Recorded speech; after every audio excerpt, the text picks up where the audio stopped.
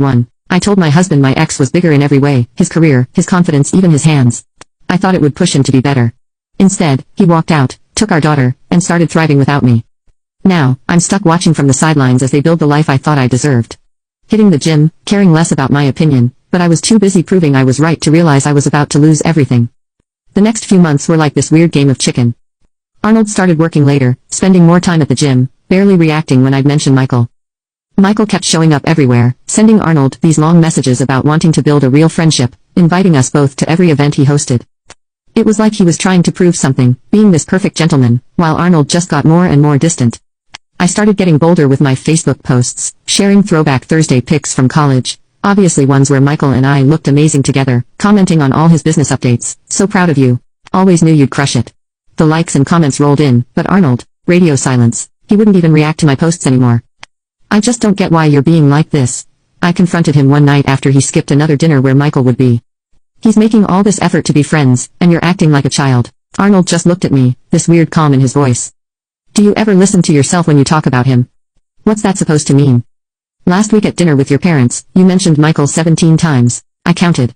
I rolled my eyes so hard I probably pulled something. Oh my god, you're literally counting. That's not weird and controlling at all.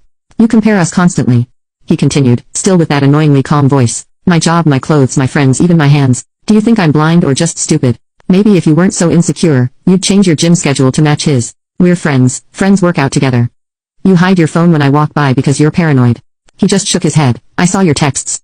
My stomach dropped for a second, but I recovered quickly. Oh, so now you're spying on me, real mature. This is exactly why Michael's so much more.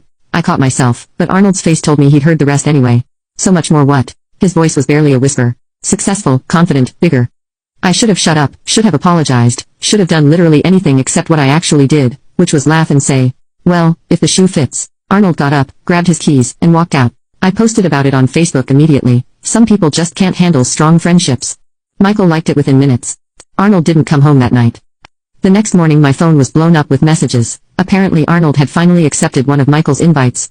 They were getting breakfast together, just the two of them. I felt this weird panic I didn't want to admit. I posted a throwback pic of Michael and me from college with some caption about true friendships standing the test of time, but something felt off. Michael didn't like it, Arnold didn't react, and my notifications were suspiciously quiet. I didn't know it then, but that breakfast would change everything. I was so busy trying to make Arnold jealous, so focused on proving I could have both of them in my life, that I didn't see the storm coming. And trust me, it was about to hit like a freight train. The neighborhood barbecue was supposed to be our thing. Arnold always grilled, I'd make my famous potato salad, and Lily would run around with the other kids. But this time Michael showed up. Apparently Arnold had invited him.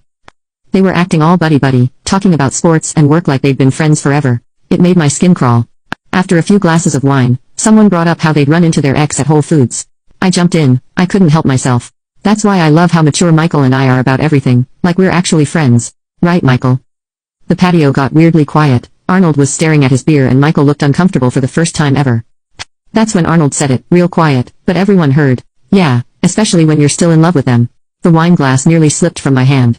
Excuse me? You heard me. Arnold's voice was steady, his eyes locked on mine. We all see it, Riley. Every post, every text, every accidental run-in. You're not subtle. Something in me snapped. If you wanted to do this here, fine. Oh, you really want to go there? Fine, let's go there. You want to know what everyone's actually seeing. They're seeing how Michael's bigger than you in every way. Want me to break it down? Let's start with the obvious, salary. He makes triple what you do pushing papers around some penthouse downtown, while you're still dreaming about a pool. Hands, please, biceps. He doesn't need a Planet Fitness membership to look good. Friends, everyone actually enjoys his company. Dreams? He's not stuck in some mid-level accounting job counting other people's money. Should I keep going? Because honey, I can go all night about how much bigger and better he is than you. Arnold just sat there with this defeated look on his face, and it made me even angrier. What's wrong? Isn't this the honesty you wanted?